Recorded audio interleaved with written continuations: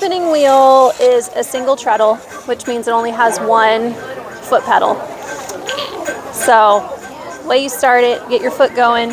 A lot of them you can just get started from without your hand, but this guy's a little rusty, so just use our hand, get him started.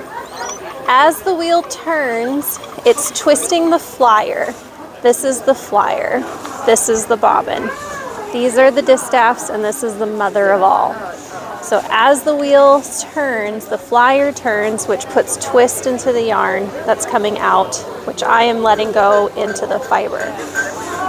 When I'm spinning,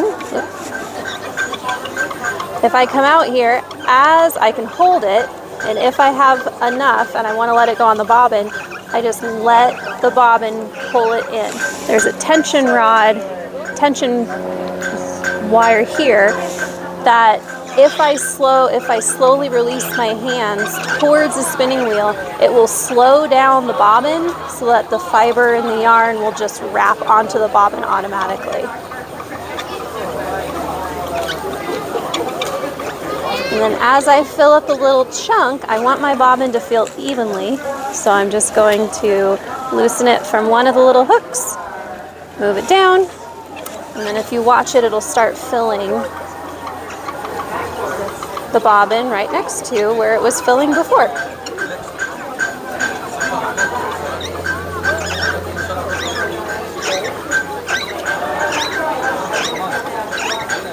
Just like that.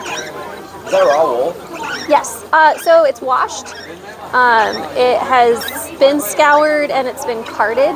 So all the fibers are in the same direction. And the way they took it off the carders, because it was done on a big machine, means it comes off in what we call roving. So it's like just a long piece of roving.